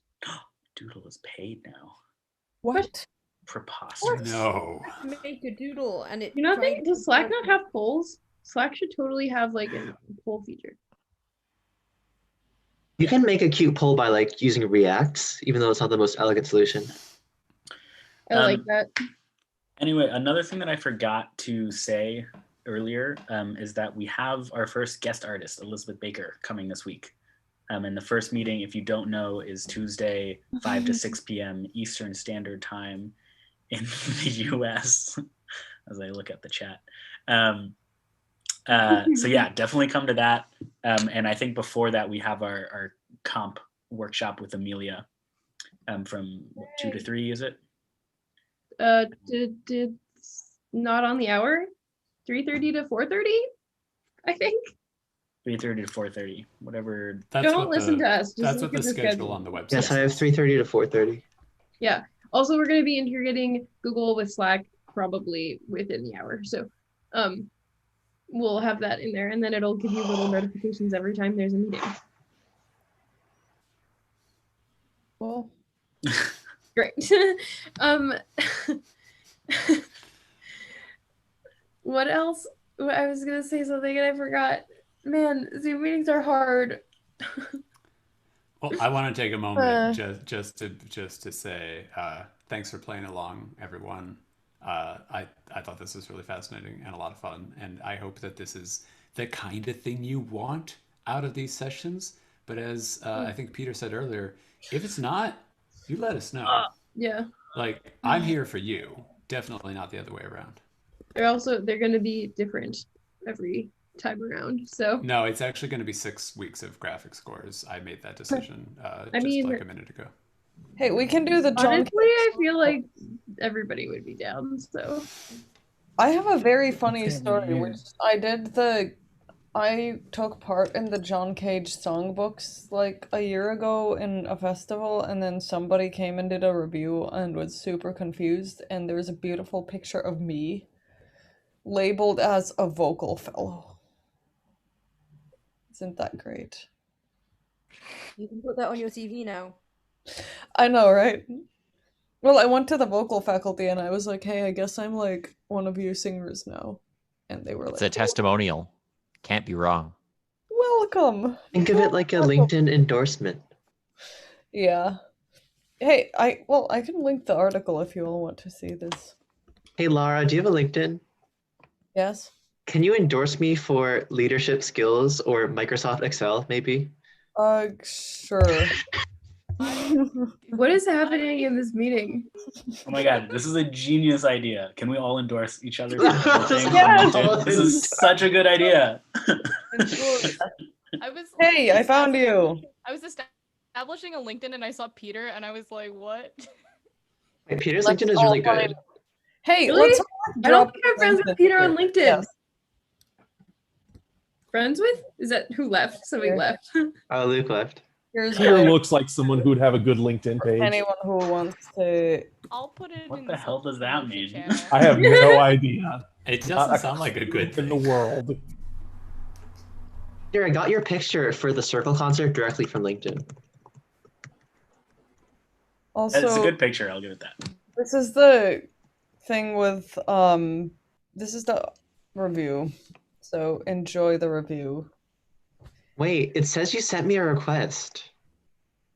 Yes. When did you do that? I don't even Like, remember. A second ago. Oh, a second ago. Okay, good. I don't feel bad anymore. Yeah, thanks for coming. Like this is just hangout time now. Just to be Yeah. very clear with everyone. You know, I student taught with a high school drama teacher at one point, and just to kind of break the ice and introduce the students to one another, she had them do an activity where they were split into groups of two, and like the two had the two people had to make like infomercials of each other and try to sell them like they were a product. That's too much like real life. Okay. For orientation, Oh. I made the freshmen one find an object where they like related to some phrase I said. I said like danger to small children, and so they all had to grab something, and then I made them form it into one product and try to sell it to each other. Aww. That's Yeah, an but then I incredibly got- creative icebreaker. But then hold on, I photoshopped the winners together. It was Nice. Nice. Oh my god. Anyway. hold on. I've got to go. Bye, everyone. Bye. This was super fun. Yay! Bye. Go around. And there were Yeah, everyone is. I got distracted by LinkedIn. So, are we not going to have like an intro session? Because I was actually interested in learning what everyone's world and deal is, but Yeah. I realize I always maybe know a we lot of can make, people, like, but yeah, maybe we That's can what make the like a accessible Slack breakout thread rooms are how to for. do that. well, there was only one set of breakout rooms, and then I only got to meet actually a couple of people I already knew too. I ended From up the getting with Lara V a lot yeah. at that, so yeah. Almost every single break room was Lara V, except for the one with Julian, and I met Caitlin and somebody else too. I'm sorry. It's okay. No, that's fine. That's okay. Maybe we can make like a Slack thing just to kind of Yeah. let So people. there could be an introduce yourself Slack. Yeah, I agree. Oh, also, I made an anime Slack channel as a joke, but if anyone wants to join it and talk about anime, you can. No. Wait, why don't I see it? Yeah.